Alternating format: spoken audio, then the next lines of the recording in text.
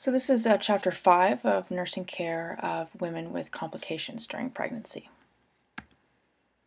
The objectives: explain the use of fetal diagnostics in women with complicated pregnancies, describe antepartum complications, treatment, and nursing care, methods to reduce a woman's risk for antepartum complications, and discuss the management of concurrent medical conditions during pregnancy. Describe environmental hazards that could affect pregnancy outcomes, describe how pregnancy affects the care of the trauma patient, and describe psychosocial nursing interventions. So characteristic causes of high-risk pregnancies. Number one, it can relate to the pregnancy itself. High-risk pregnancies can occur because the woman has a complicated medical condition or injury that causes complications during pregnancy. It can be a result of environmental hazards that affect the mother or the fetus, and they can arise from maternal behaviors and lifestyles that have a negative effect on the mother or the fetus, such as drug or alcohol abuse.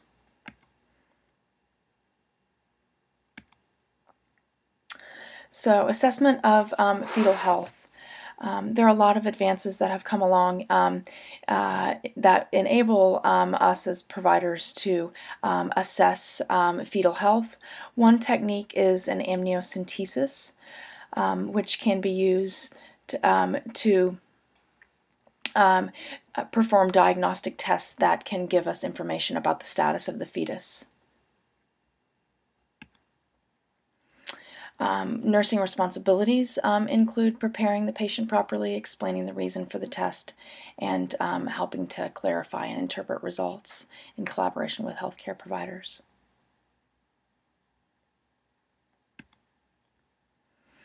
What are some danger signs of complications in pregnancy? Sudden gush of fluid from the vagina, vaginal bleeding, abdominal pain, persistent vomiting, epigastric pain, edema of the face and hands, severe persistent headaches, blurred vision or dizziness, fever with chills, and painful urination. Several pregnancy-related complications include Hyperemesis Gravidarum, bleeding disorders, hypertension, and blood incompatibility between the woman and the fetus, which is related to the Rh factor. We'll start with Hyperemesis Gravidarum. It manifests itself as excessive nausea and vomiting. It can impact fetal growth, it can cause dehydration, and it can reduce delivery of blood and oxygen and nutrients to the fetus. How do we treat it? Correct dehydration and electrolyte imbalances. Use antiemetic drugs. In extreme cases, total parenteral nutrition may be required, or hospitalization may be required. It's important to differentiate Hyperemesis Gravidarum compared to morning sickness. In Hyperemesis Gravidarum, the nausea and vomiting are persistent. The mother would have an inability to keep food and fluids down, therefore becoming significantly dehydrated and at risk for electrolyte imbalances. Additionally, there can be weight loss, and dehydration can be evidenced by dry tongue and mucous membranes, decreased turgor or elasticity of the skin, scant or concentrated urine, and a high hematocrit level.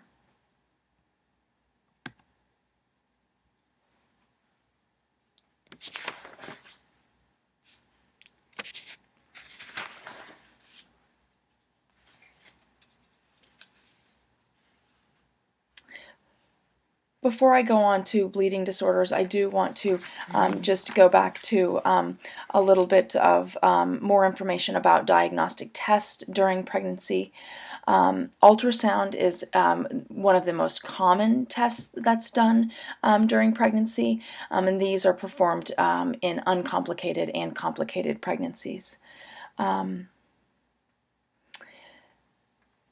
Some other tools that can be used are a kick count, which is used to assess fetal movement. Also, alpha fetal protein test is used to detect neural tube defects and chromosomal abnormalities. In high levels, that can be indicative of neural tube defects. Low levels can be associated with chromosomal abnormalities. The amniocentesis that I mentioned earlier in the presentation is a fairly controversial test because it can put the mother and the fetus at risk. It involves insertion of a thin needle through the abdominal and uterine walls in order to obtain a sample of the amniotic fluid. This can be done to assess for genetic issues, and it's typically done at 15 to 17 weeks. And early amniocentesis can be done between weeks 11 and 14 to assess for certain disorders. Primarily the things that you'd be looking for with an amniocentesis would be chromosomal abnormalities, biochemical disorders, as well as maternal fetal blood incompatibility and fetal lung maturity. There's several other tests that are listed in your book on page 80 and 81, so do please refer to those pages when we will refer to some of the tests as we move along in this presentation. So let's talk now about bleeding disorders in pregnancy. Severe bleeding disorders can complicate early pregnancy. A couple of examples would be a spontaneous abortion, which is also called a miscarriage. Other early issues related to bleeding can be ectopic pregnancy or Hydatidiform Mole. We'll talk about those a little bit later. So let's focus now on the types of abortions. One is a spontaneous or non-intentional abortion, which can be also termed a miscarriage. There's several different types, and there's a nice chart in your book on page 83 that talks about the different types. Threatened abortion involves cramping and backache with some light spotting. The cervix is closed and no tissue is passed. Ultrasound is used to determine the viability of the fetus. An inevitable abortion is when there is increased bleeding present, cramping, and the cervix is dilating. At this stage, the patient would be placed on bed rest and monitored, typically the process would be to await for natural evacuation of the uterus. An incomplete abortion involves bleeding, cramping, dilation of the cervix, and passage of tissue. Uterus may be emptied via a D&C, so a surgical procedure that would need to go in and remove remaining components that weren't expelled naturally. Complete abortion consists of passage of all of the products of conception, and that sometimes is abbreviated POC. The cervix closes and the bleeding stops. During this, the patient is monitored and emotional support is given. Also, in this case, ROGAM would be given if it were indicated, and we'll talk about the indications for ROGAM use a little bit later on. A missed abortion is when the fetus dies in utero, but it is not expelled. Uterine growth stops. This can be dangerous because sepsis can occur. If the fetus is not expelled, then the uterus needs to be evacuated via a D&C. And then a recurrent abortion consists of 2 consecutive spontaneous abortions, usually caused by an incompetent cervix or progesterone levels that are inadequate to maintain pregnancy. The second type of abortion is an induced abortion. Sometimes it's there's 2 types of induced abortions. Therapeutic, which is an intentional termination of the pregnancy to preserve the health of the mother, and then elective abortion, where the pregnancy is terminated for reasons other than the health of the mother. So what are the standards of nursing care in early pregnancy with bleeding disorders? You want to document the amount and the character of the bleeding. Save anything that looks like clots or tissues for evaluation by pathology. You want to count the amount of perineal pads that are used, and that will help you estimate the amount of blood. Monitor vital signs. If active bleeding is occurring, then the woman should be kept NPO in case surgical intervention is needed.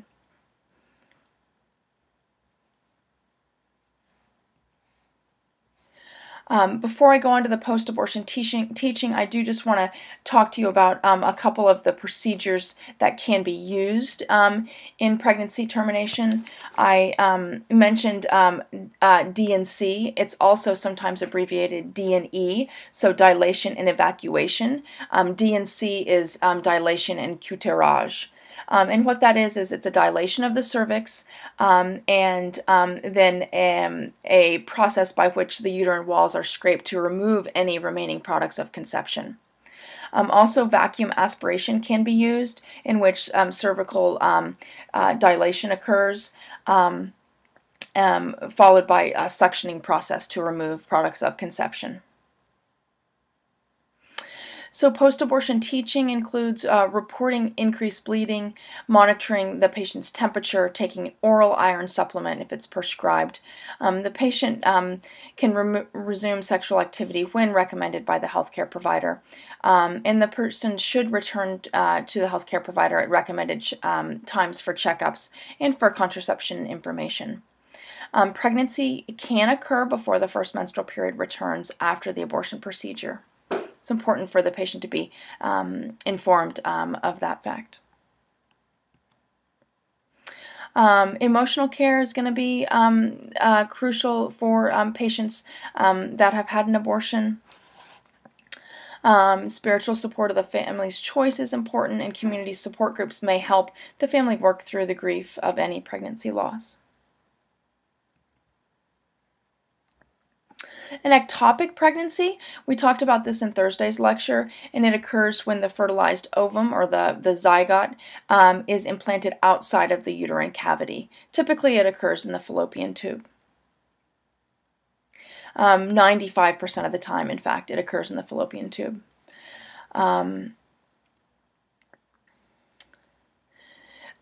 So scarring or tubal deformity can cause this to occur, and this can be due to a number of factors such as hormonal abnormalities, inflammation, infection, adhesion, congenital defects, or endometriosis. A zygote that is implanted in the fallopian tube cannot survive for long because of the blood supply being inadequate to support the zygote, as well as the size. And I think we talked about both of those issues yesterday in our presentation. So here you can see the most common sites for ectopic pregnancies.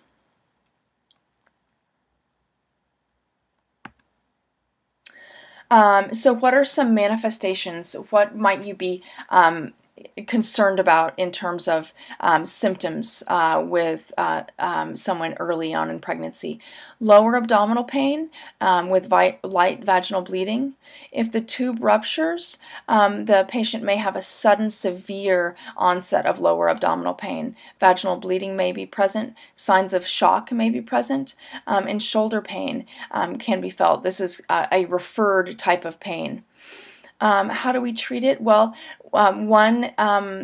first step is to do a pregnancy test, and then diagnostic evaluation is done via a transvaginal ultrasound, and this can tell you where the zygote has been implanted. The priority is to control bleeding because this patient is at high risk for hemorrhage. 3 actions can be taken: no action, treatment with methotrexate to inhibit cell division, and then surgery to remove the pregnancy from the fallopian tube.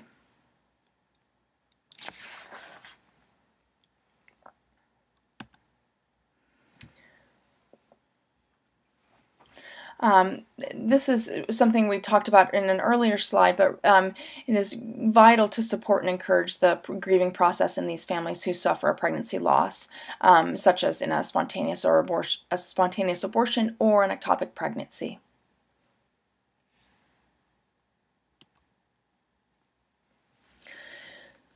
As I mentioned, one of the significant complications or potential complications of an ectopic or any sort of bleeding in pregnancy can be hypovolemic shock. So what are some signs and symptoms? Fetal heart rate changes, increased fetal heart rate, decreased, or fewer fluctuations. Rising weak pulse, rising respiratory rate, shallow respirations, falling blood pressure. Decreased urine output, pale skin, cold, clammy, faint, thirst.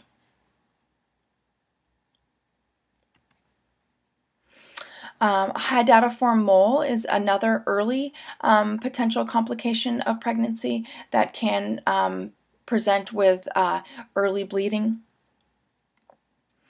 It occurs when chorionic villi abnormally increase and develop vesicles, and this can cause hemorrhage, clotting abnormalities, hypertension, and later on development of cancer. It's more likely to occur in women at age extremes of the reproductive life. The mole may be complete with no fetus present, or partial in which only part of the placenta has characteristic vesicles. What are the manifestations of a hydatidiform mole? Bleeding, rapid uterine growth, failure to detect a fetal heart rate, signs of Hyperemesis Gravidarum, unusual early development of growth hormone, and higher than expected levels of HCG. Remember, HCG is kind of the pregnancy hormone, so to speak. It's the hormone that's detected on the urine pregnancy tests. Ultrasound is useful to identify hydatidiform mole, and it is a distinct snowstorm pattern on ultrasound that doesn't show any evidence of a developing fetus. There's a picture in your book on page 87 that demonstrates hydatidiform mole. And it's treated by uterine evacuation using dilation and evacuation, as I described earlier. Bleeding disorders in late pregnancy. So just as a recap, the first few complications that I talked about were bleeding disorders in early pregnancy. So just to summarize, those were the different types of abortions, the ectopic pregnancy, and the hydatidiform mole. So the next group of disorders that we're going to talk about are bleeding disorders in late pregnancy. Placenta previa. This is an abnormal implantation of the placenta. There are some pictures in your book that demonstrate some examples of placenta previa. Typically, the placenta is implanted lower in the uterus than you would typically expect, and there can be 3 degrees of where it is located, and typically this is in relation to the cervix. So normally the placenta is going to implant higher up in the uterus. In placenta previa, it implants lower in the uterus, and the reference point that we use when describing it is the cervix. So the first degree is marginal, and this is where the implantation point of the placenta approaches but doesn't reach the cervical opening. So it's usually less than 3 centimeters in location to the cervix. A partial placenta previa is where the placenta partially covers the cervix, and then total is where the placenta totally covers the cervix, and that's what's demonstrated here in the picture.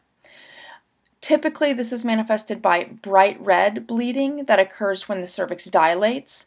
And important to note that this is painless bleeding, because the next disorder that we're going to talk about, the abruptoplacentae, is manifested by painful bleeding. So in the placenta previa, bright red, painless bleeding. That's an important piece to remember. Usually also with the placenta previa, the uterus is soft. There's no contractions or irritability, and the fetus may be in an abnormal position, such as breech or transverse. Hemorrhage can occur, so that is a potential significant complication. And signs of fetal compromise can be present as well.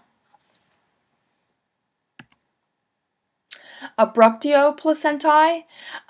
In this condition, there is a normal implantation of the placenta, so it's higher up in the uterus, but for one reason or another, the placenta begins to break away from its implantation point.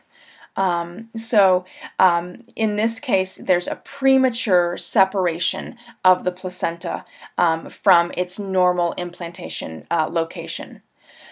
Similar to placenta previa, there are different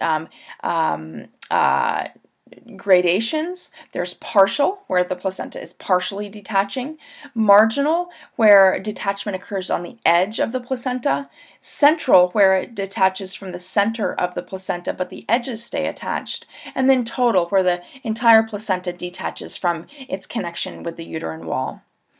In this condition, dark red blood is present with pain, and an enlarging uterus suggests that blood is accumulating in the cavity.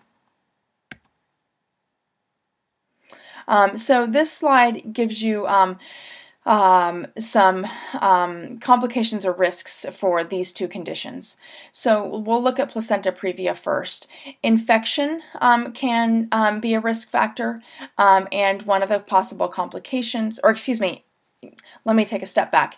In placenta previa, the patient can be at risk for infection because of the introduction of vaginal organisms, and also can be at risk for postpartum hemorrhage. If the lower segment of the uterus was the site of attachment, there are fewer muscle fibers, so weaker contractions may occur. In abruptio placentae, folks are at risk for this if they have a history of hypertension, cocaine or alcohol use, cigarette smoking, trauma to the abdomen, a history of abruptio placentae, and a folate deficiency. So the key point, and I think I've stressed this already, to differentiate between abruptio placentae and placentae previa is pain. In abruptio placentae, the patient will experience pain, and there will be dark red blood. In placenta previa, bright red, non-painful.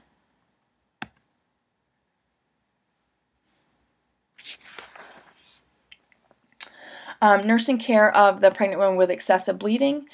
I think a lot of these are going to make sense. Document blood loss, watch vital signs, observe for pain, uterine rigidity. Remember, we talked about in abruptio placentae, the uterus and the abdominal cavity will increase because of the possibility of blood pooling.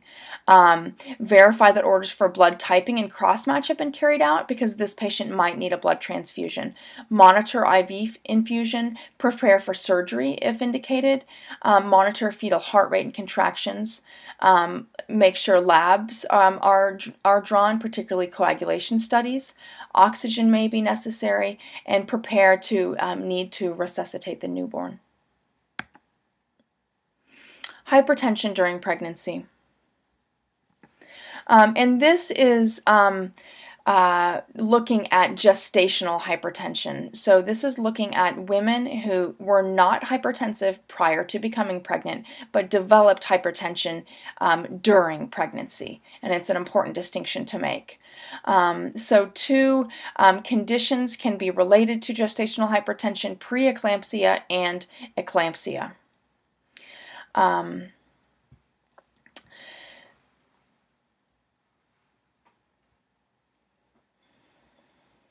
So also, when you're assessing for hypertension during pregnancy, you also want to be on the lookout for proteinuria and thrombocytopenia. So how do we define it? And hypertension is defined in pregnancy as an increase over their baseline blood pressure of 30 millimeters of mercury or more in the systolic number, and 15 millimeters of mercury in the diastolic number. What are some risk factors for gestational hypertension? First pregnancy, obesity, family history, age over 40 or age under 19, multifetal pregnancy, if they have a history of hypertension, chronic renal disease, and diabetes.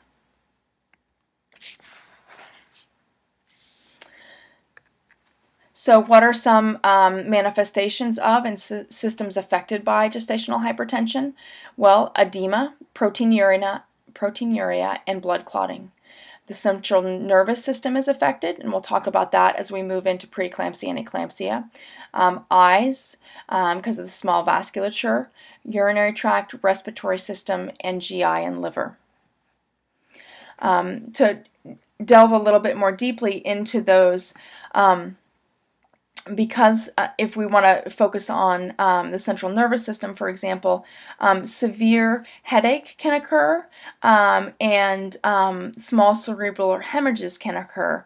If the condition is not well controlled, seizures can occur as well.